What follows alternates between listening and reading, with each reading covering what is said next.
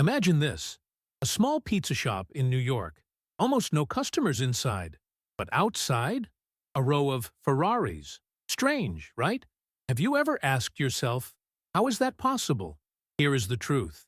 Every single year, billions of dollars from drug deals, weapons, and organized crime turn into clean, shiny money. Money that looks 100% legal. And it happens under our noses.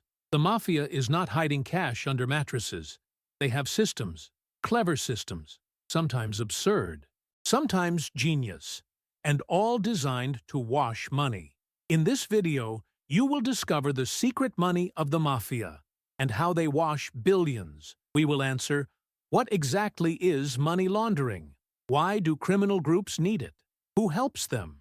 What tricks do they use? And how governments try to stop it.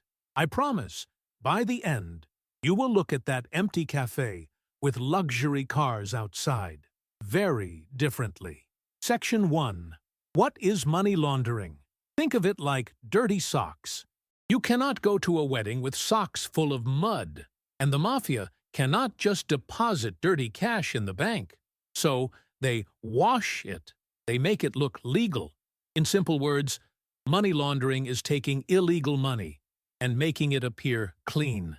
The United Nations estimates that around $2 trillion are laundered every year. That is 5% of the world's economy. Huge. But why even bother? Section 2. Why does the mafia need it? Picture this. You run a lemonade stand. But instead of lemonade, you sell something illegal. Money flows in. Great, right? But suddenly, you buy a mansion, a yacht, and 3 sports cars. Neighbors start asking questions. For the mafia, it is the same. If they spend their dirty money directly, they risk prison. Money laundering is their bridge. It turns shadow cash into real-world wealth. Back in the 1980s, Colombian cartels faced this exact problem. The Medellin cartel made billions from cocaine. Carrying bags of cash? Suspicious, dangerous. So they bought car dealerships, construction firms, even soccer clubs, all just laundromats for money. And here is the twist. The richer they got, the more they needed to launder. It never stops. But who actually helps them? Section 3. Who is involved? You might think only gangsters in dark sunglasses, but no. Ordinary people and even banks play a role. In 2012, HSBC, one of the largest banks in the world, was fined almost $2 billion. Why? For allowing Mexican drug cartels to move dirty money through their accounts. Luxury real estate is another favorite. Buy a penthouse in Miami. Sell it later. Voila! Clean money. Casinos also work perfectly.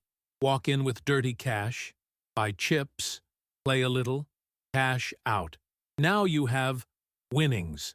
But how do they do this on a massive scale? Section 4. The tricks of laundering.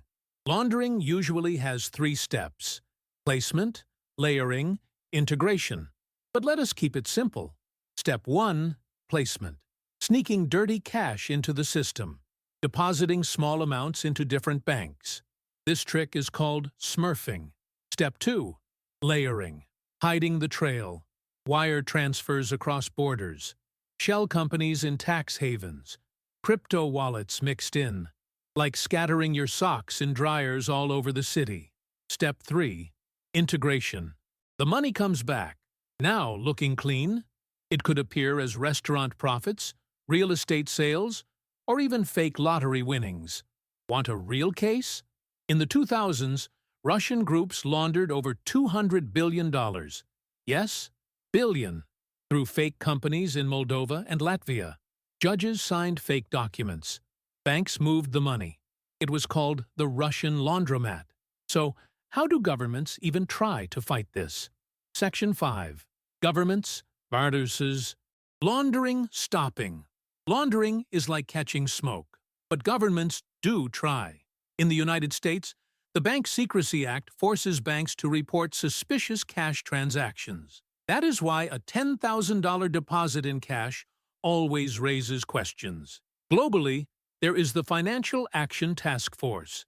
Countries share information to track laundered money. But here is the problem. Every new rule creates a new trick. When banks got stricter, criminals used real estate. When real estate got monitored, they turned to cryptocurrency. It is a never-ending cat-and-mouse game. Conclusion: money laundering is not just a mafia game.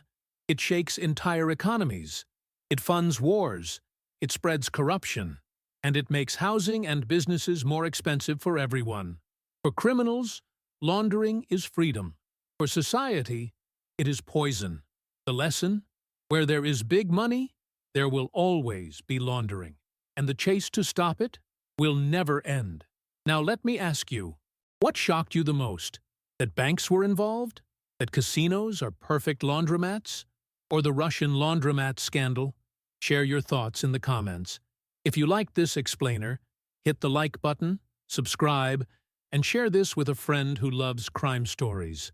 And do not stop here. Watch my next video on how tax havens became playgrounds for billionaires. You will never see the Caribbean the same way again.